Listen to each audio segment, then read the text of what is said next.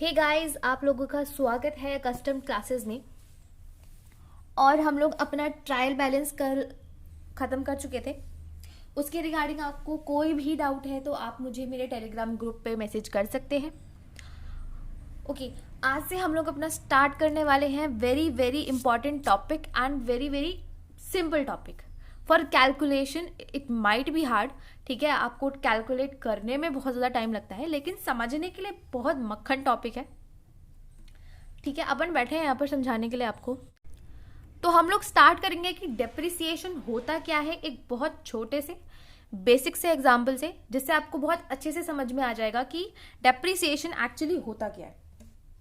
देखो, ये मेरा एसेट है, ठीक है, जिसको मैं टच कर सकती हूँ, ठीक है, टेंजिबल एसेट जिसको कहते हैं हम लोग। और इसका काम क्या है? इसका काम है नोट्स बनाना, ठीक है। मैं इसकी हेल्प से अपने नोट्स बनाती हूँ, क्योंकि मेरा काम यही है कि मैं नोट्स बना के लोगों को देती हूँ ताकि उनकी हेल्प हो जाए।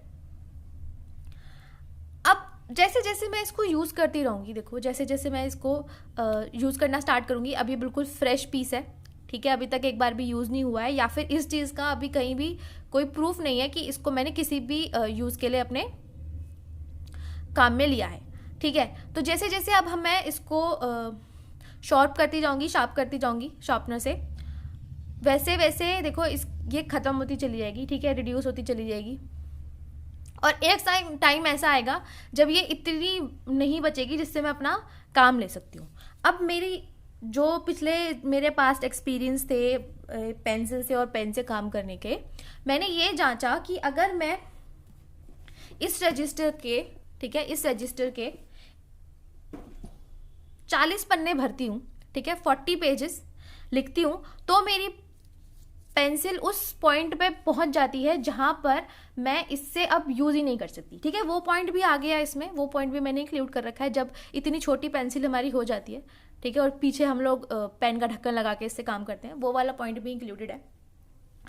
नाउ द यूजेबल ड्यूरेशन, ठीक है, यूजेबल ड्यूरेशन क्या है इसकी? ये लेंथ है जहां तक मैं इसको यूज कर सकती हूँ, दैट इज ऑफ 17 सेंटीमीटर, ठीक है। तो एक टाइम ऐसा आएगा जहां ये खत्म होती चली जाएगी, तो डिक्रीज इन वैल्यू। तो मैंने निकाला कि सपोज मैं 15 सेंटीमीटर के बाद इसको सेल ऑफ कर दूंगी, ठीक है, 15 सेंटीमीटर के बाद मेरा काम ये हो जाएगा कि मैं इसको दे दूंगी किसी और दूसरे इंसान को काम करने के लिए। तो पॉइंट क्या बन के आया कि सपोज 17 सेंटीमीटर तक मैं उसको सिर्फ 17 सेंटीमीटर इसकी टोटल लाइफ है, ठीक है, 17 सेंटीमीटर, जिसमें से सिर्फ 15 सेंटीमीटर अपन यूज करने वाले, ठीक है। इसके बाद इसकी, क्योंकि मेरे को इसका वो कहते हैं ना, अस्तित्व नहीं खत्म करना इस दुनिया से, ठीक है, इसको बिल्कुल भी गायब नहीं करना, मुझे इसको एग्जिस्टेंस में लिखना है, रखना है, ताकि अगर मुझे इसको सेल ऑफ भी करना पड़े तो एंड में मेरे पास कोई चीज़ तो हो ये बताने के लिए कि हाँ भैया ये ख़त्म हुई है, ये मेरा एसेट था जो रिड्यूस हो गया, ठीक है। तो 15 सेंटीमीटर तक मैं इसको यूज़ करती हूँ, ठीक है। और सपोज चलो 40 ना लेके 30 पेजेस की इसकी वर्किंग कैपेसिटी है, ठीक है, 30 पेजेस तक ये लिख सकती है। तो हर एक पन्ना, ठीक है, एक पेज को लिखने के बाद मेरी ये कितनी, और मैं इसको एक बार ही शॉप करती हूँ, ठीक है, एक बार ही शॉप करती हूँ इसको, एक पन्ने को लिखने के लिए सिर्फ इसको एक बार ही मैं इसको क्या कहते हैं उसे, कटर से शॉप करती हूँ, ठीक है, अपनी लैंग्वेज में आ जाते हैं। तो एक पेज लिखने के बाद मेरी इसकी कितनी वैल्यू रिड्यूस हो गई?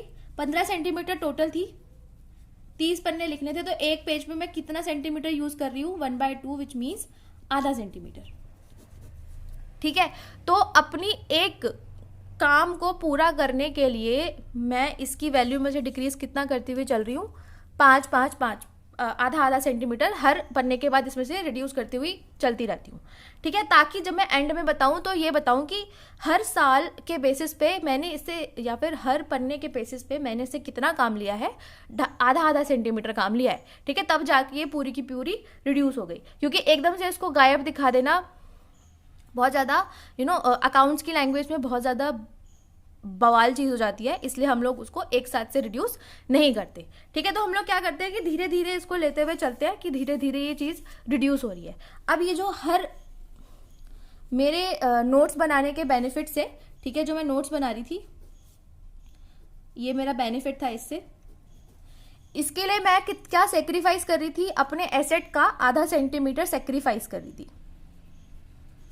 ठीक है, इतना मैंने अपनी पेंसिल खोई है अपने नोट्स, एक पन्ने के नोट्स बनाने के लिए। ठीक है, तो हम लोग,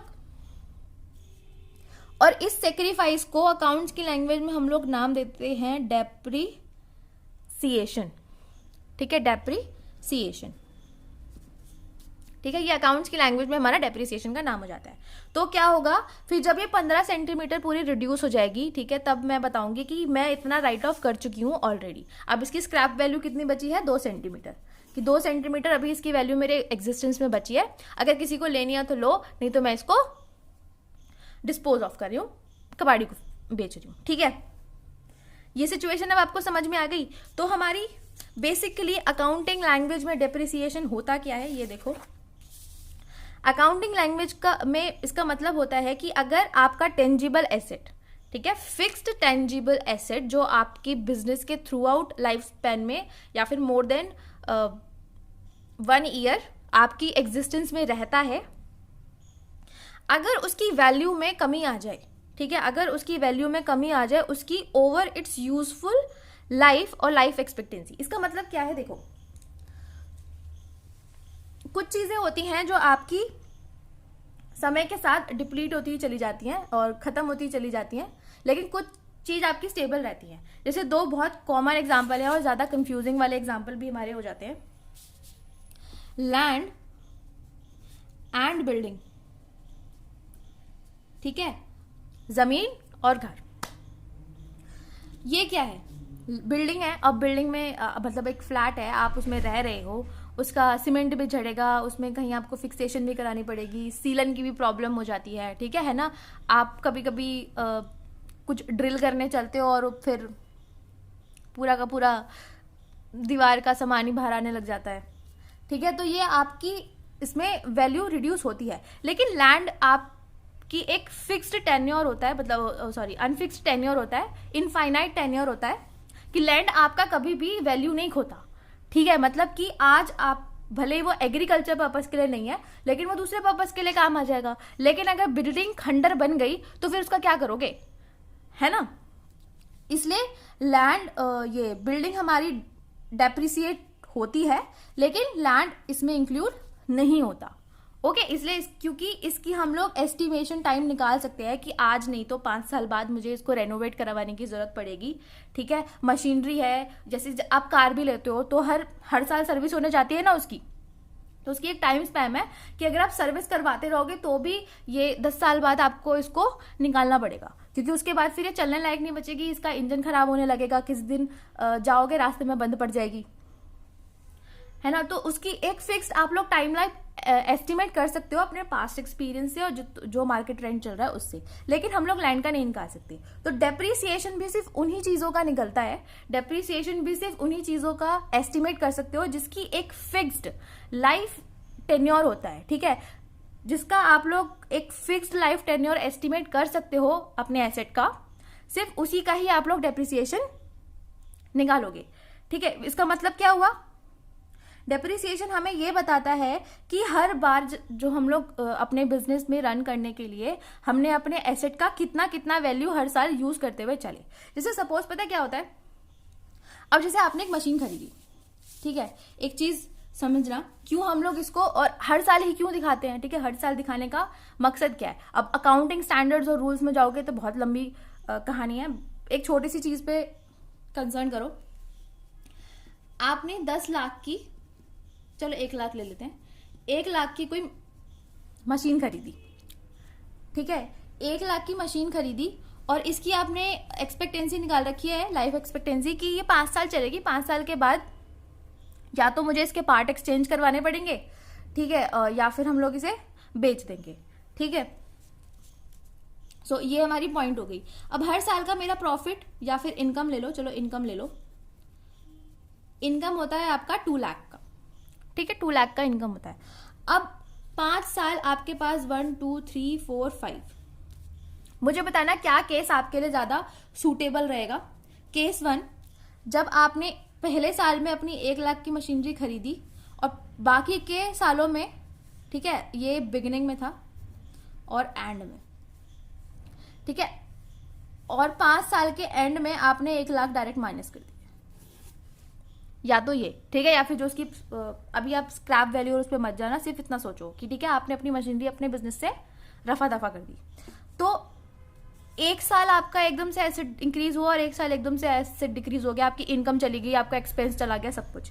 या फिर केस 2 लोगे आप, जहां पर आप इसकी एक निकालोगे कि 1 लाख की मेरी मशीनरी है, 5 साल मेरा ये चलेगा, ठीक है, और मैंने ये निकाल लिया, मोटा मोटा हिसाब ये रख लेते हैं कि 20,000, इसका मतलब हर साल वैल्यू डिक्रीज हो रही है, ठीक है, हर साल अकाउंटिंग पीरियड में मेरी हर साल 20,000 की वैल्यू उसकी डिक्रीज होती चली जाएगी। इस हिसाब से मेरा 1 लाख 5 साल में पूरा का पूरा चला जाएगा। जैसे किस्तों में निपटा देते ना लोन, ऐसे हम लोग किस्तों में एसेट को भी निपटा देते हैं। जैसे मैंने अभी आपको पेंसिल वाला केस दिया था, जिसमें हर पेज को लिखने के बाद, हर मेरे अकाउंटिंग पर्पस को पूरा करने के बाद वो आधा सेंटीमीटर डिक्रीज होती जा रही थी। तो मैं एकदम से उसको धप्पा कर दूं कि पेंसिल गायब, इससे बेटर है कि मैं धीरे धीरे बता दूं कि आधा आधा सेंटीमीटर गायब हो रहा है, ठीक है।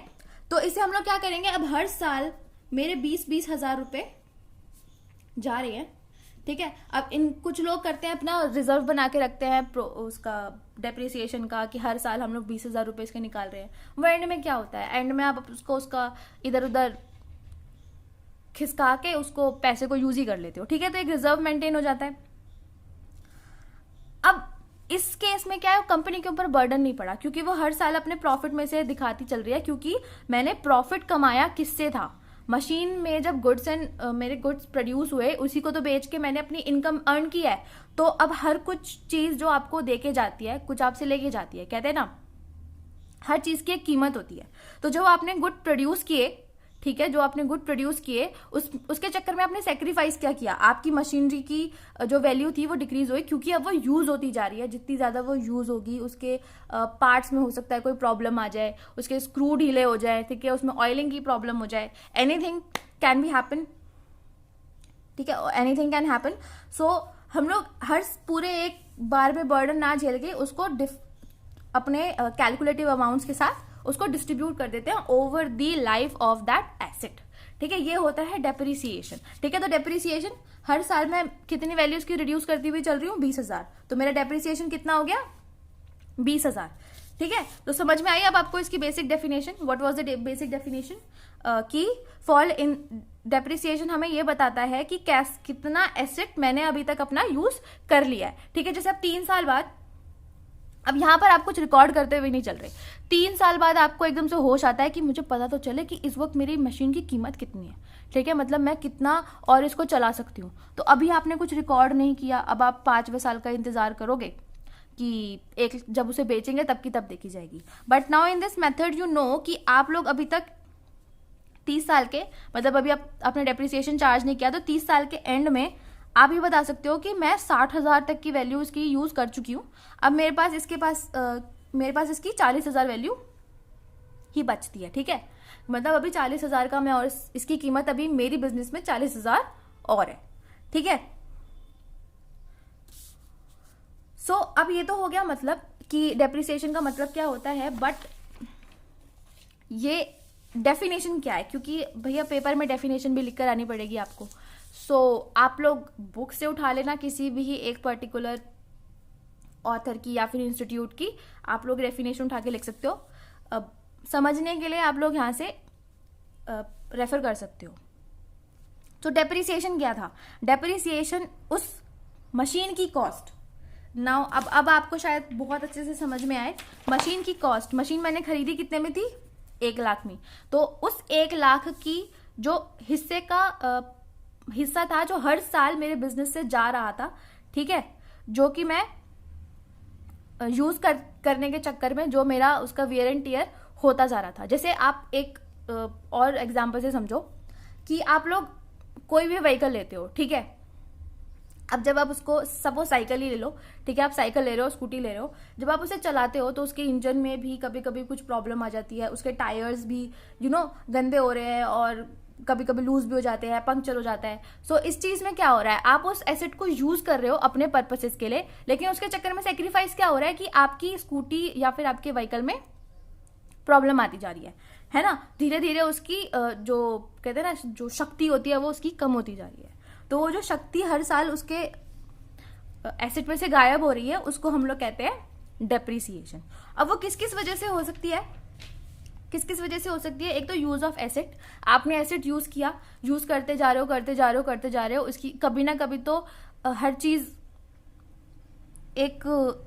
एक सैचुरेशन पॉइंट पे आएगी कि जिसके बाद उसकी अब कोई हिम्मत नहीं बचेगी। क्योंकि अगर आप सुबह से लेके शाम तक आप भी काम करोगे तो आपकी भी एक लिमिट है कि उसके बाद आपके अंदर काम करने की हिम्मत नहीं बचेगी, ठीक है। तो जितना ज्यादा आप उसको यूज करते रहोगे उतना ज्यादा वो आपका डिप्लीट कम होता जाएगा, ठीक है। एफ्लक्स ऑफ टाइम क्या होता है? एफ्लक्स ऑफ टाइम देखो, सिंपल, इतना हार्ड वर्ड दे रखा है ना, इसमें पकड़ो ये वर्ड, लक्स। लक्स क्या है? साबुन। आपने साबुन खोला, साबुन खोलकर उसमें रख दिया आपके जो सोप होल्डर होता है या फिर जो भी होता है। अब क्योंकि आपके बाथिंग एरिया में हमेशा नमी रहती है, तो अगर आप साबुन यूज भी नहीं करोगे ना तो कुछ टाइम बाद है ना वो यूज करने लायक नहीं बचेगा, या तो उसमें कुछ अजीब सा गीला गीला सा हो जाएगा या फिर वो स्मेल खो देगा अपनी, ठीक है।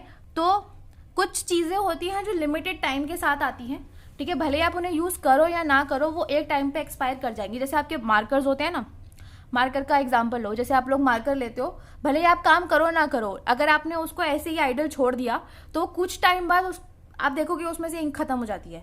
ज्यादातर स्केच पेन्स के साथ ऐसा होता है। तो वो एक लिमिटेड टाइम पीरियड के साथ आते हैं, आप उन्हें यूज करो मत करो वो एक्सपायर कर ही जाएंगे उस टाइम के बाद, ठीक है। ऑब्सोलेंस का मतलब क्या होता है कि आपने कुछ चीज खरीदी, ये चीज हमारे साथ होती है हमारे मोबाइल फोन्स की केस में।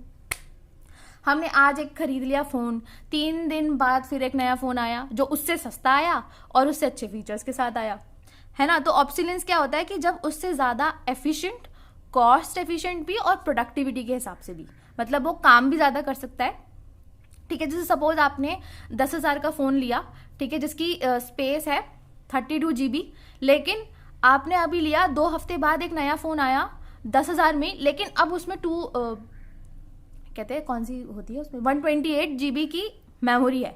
सो आपका काम भी वो ज्यादा करेगा, उसका प्रोसेसर भी शायद वो अच्छा दे दे आपको, है ना, और आपको उतनी ही कॉस्ट में पड़ रहा है। तो उसे कहते हैं ऑब्सोलेंस। जब आपकी टेक्नोलॉजी अपग्रेड हो जाती है उस केस में आता है आपका ऑब्सोलेंस, ठीक है। एक्सीडेंट, भाई एकदम से कुछ पावर फेलियर की वजह से कुछ भी हो जाए। जैसे मैं एक एक्सीडेंट बताती हूँ आपको। मेरा मोबाइल फोन था जिससे मैं छुटकारा तो पाना चाहती थी, लेकिन वो ठीक है, कोई बात नहीं, चला रही थी उसे।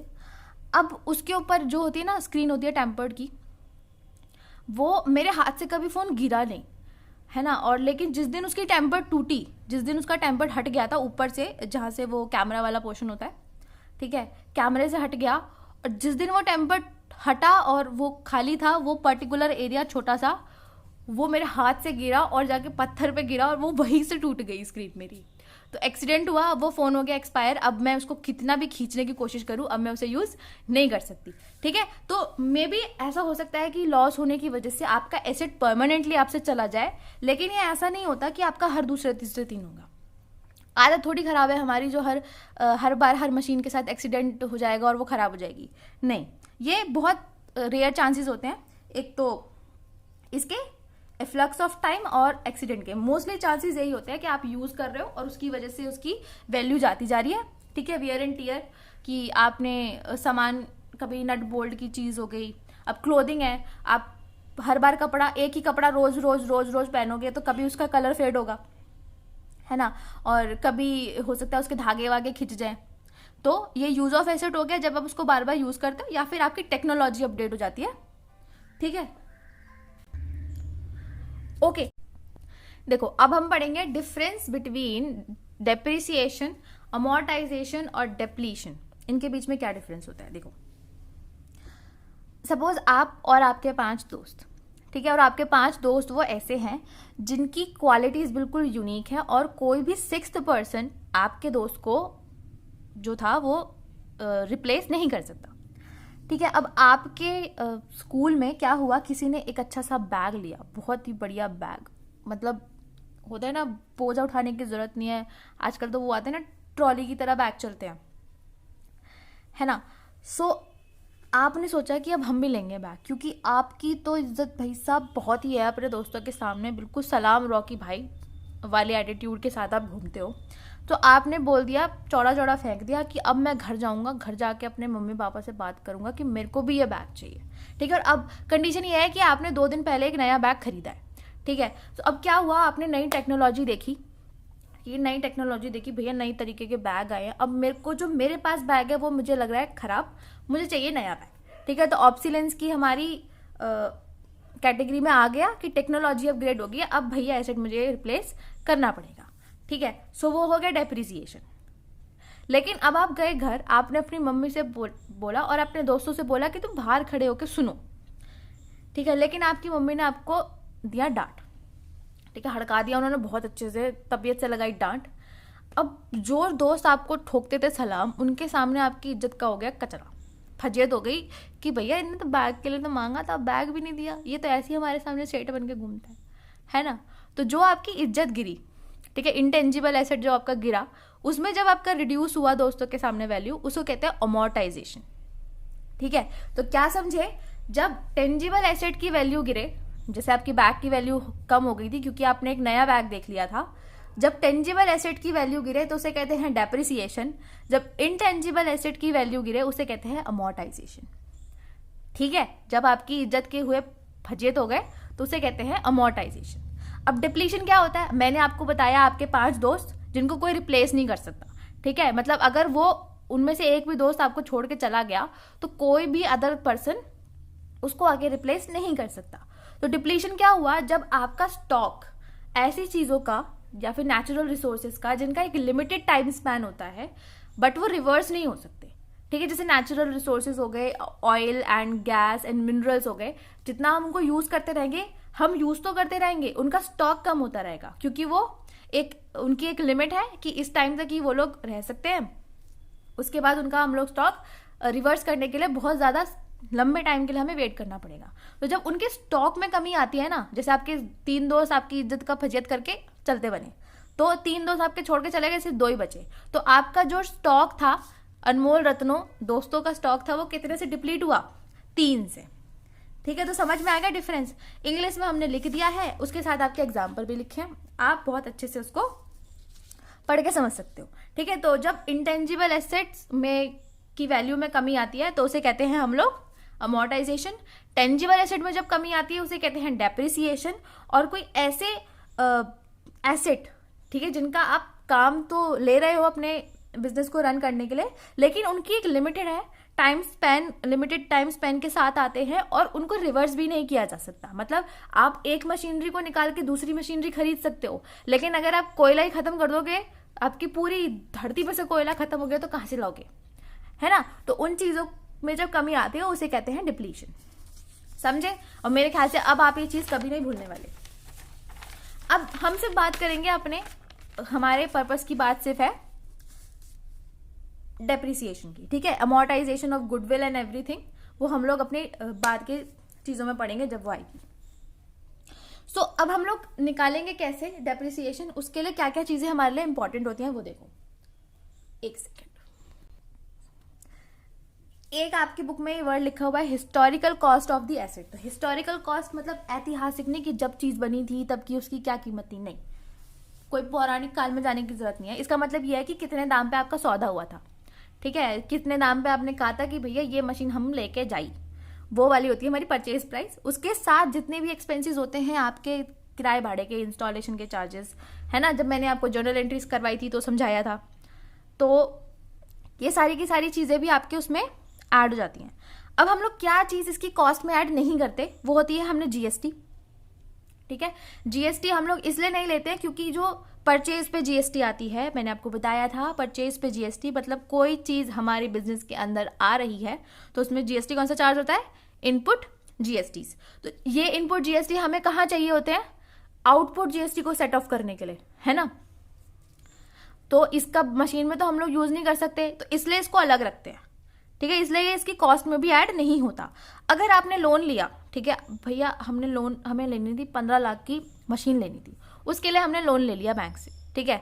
तो अब उस पर जो इंटरेस्ट वगैरह आप पे कर रहे हो वो आपका कॉस्ट का हिस्सा नहीं बनेगा, वो आपकी लोन की पेमेंट होगी, उसको उधर नापो, ठीक है। या फिर आपकी कोई एग्जिस्टिंग मशीनरी है, ठीक है, एग्जिस्टिंग कोई फिक्स्ड टेंजिबल एसेट है, उसके अगर रिपेयर वगैरह में काम आ रहा है, ठीक है। जैसे दो चीजें देखो, एक अपने नई बिल्डिंग आपने खरीदी जिसमें आपको खरीदते वक्त ही कुछ रेनोवेशन का चार्ज करवाना पड़ा, तो वो आपकी कॉस्ट में आएगी। लेकिन पहले से ही आपके पास एक बिल्डिंग थी, उसमें आपने कुछ रेनोवेशन का काम करवाया, वो उसका कॉस्ट का पार्ट नहीं बनेगी, वो एक्सपेंसिव हो जाते हैं, ठीक है। तो ये चीजें हमारी इंक्लूड नहीं होती। लेकिन कुछ कैपिटल नेचर की चीजें उसमें ऐड होती हैं। अब कैपिटल नेचर क्या होता है, जिसका लॉन्ग टाइम इफेक्ट होता है, ठीक है। ये चुटपुट काम नहीं, लॉन्ग टाइम इफेक्ट के साथ जो होता है। जैसे कि आपने मशीनरी, प्लांट एंड मशीनरी थी, उसमें एक और आपने मशीनरी ऐड कर ली, ठीक है। या फिर कोई बहुत बड़ा उसने पार्ट उसमें आपने हटवाया, जिसकी वजह से उसकी लाइफ टाइम स्पेन बढ़ गया, ठीक है, लाइफ बढ़ गई उसकी। अब जैसे कुछ मशीनरी थी, उसमें ये स्कोप था कि आप उसको अगर रेनोवेट करवा लेते हो तो उसकी जो लाइफ है वो आज से 5 से 6 साल बढ़ जाएगी, ठीक है। तो ये हैवी जो रिपेयर्स के वर्क होते हैं, ये भी आपके उसमें आ जाते हैं। बाकी जब हम लोग प्रैक्टिकल पोर्शन पे पहुंचेंगे तब मैं आपको समझा दूंगी। एस्टिमेटेड और रेजिडुअल स्क्रैप वैल्यू क्या होती है कि जब उसका टाइम खत्म हो गया, ठीक है, काम जब उसका टाइम खत्म हो गया, अब आपके वो काम की नहीं है, मतलब इसके आगे अब वो आपके प्रोडक्शन या फिर इकोनॉमिक एक्टिविटीज में पार्ट नहीं ले सकती, ठीक है, बूढ़ी हो गई है। सो अब उसकी तब भी कोई वैल्यू होती है, ठीक है। भंगार में बेचोगे, किसी ना किसी कीमत में तो जाएगी, कौड़ियों के भाव थोड़ी बेचोगे। तो उस वक्त जो उसकी सबसे सब कुछ राइट ऑफ करने के बाद जो आपके हाथ में वैल्यू बचती है, ठीक है, उसको कहते हैं आप लोग स्क्रैप वैल्यू। अगर है तो है, नहीं है तो ना सही, ठीक है, दोनों केसेस होते हैं। इकोनॉमिक लाइफ क्या होती है, वही जितने काम तक वो आपके मतलब की चीज़ बनी रहती है, मतलब उसकी वो अगर कोई एक्स्ट्रा ऑर्डिनरी रिपेयर नहीं करवाए जाते, उस वक्त तक उसकी जो प्रोडक्टिविटी रहती है।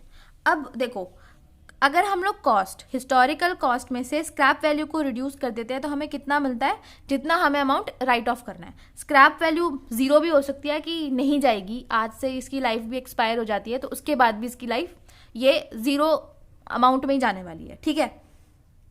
तो उसको हम लोग कहते हैं डेप्रिसिएशन वैल्यू, कि इतना मुझे इसको डेप्रिसिएट करते हुए चलना है, या फिर राइट ऑफ वैल्यू।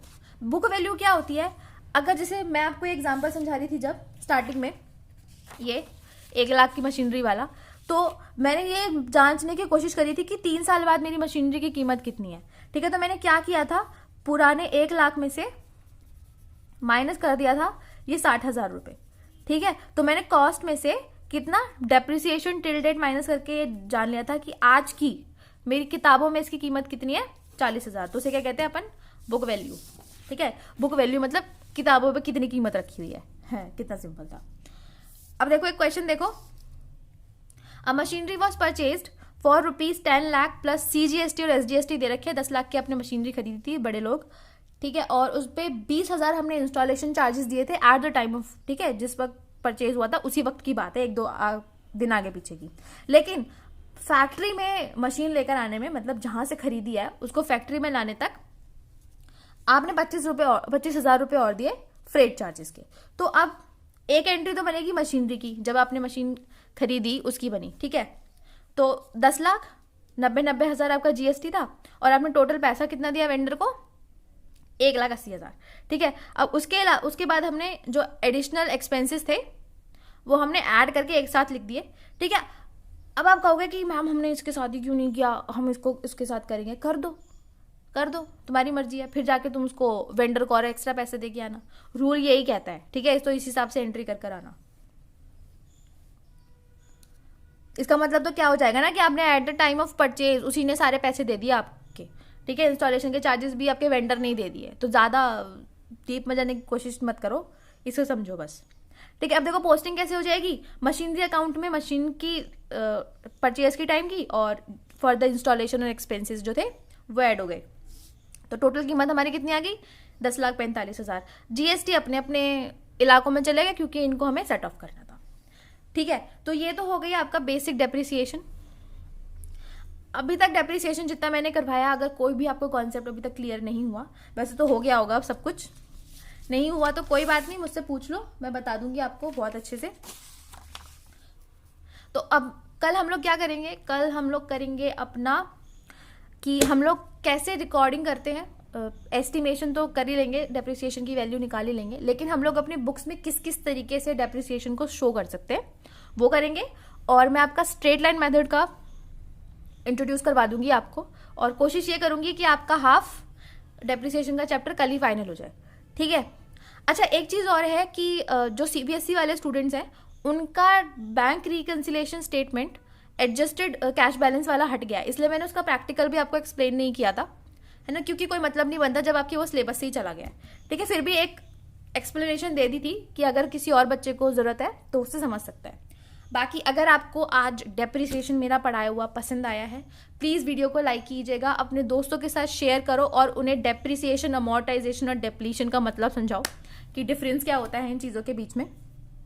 चैनल को ज़रूर सब्सक्राइब कीजिएगा अगर आपको मेरी वीडियोस पसंद आती हैं, ताकि मैं और भी सब्जेक्ट्स के रिगार्डिंग आपको ऐसे ही इंटरेस्टिंग कॉन्सेप्ट्स के साथ वीडियो प्रोवाइड करवा सकूं। तो अब हम मिलेंगे अपने नेक्स्ट क्लास में, तब तक के लिए पढ़ते रहिए और अपना ध्यान रखिए।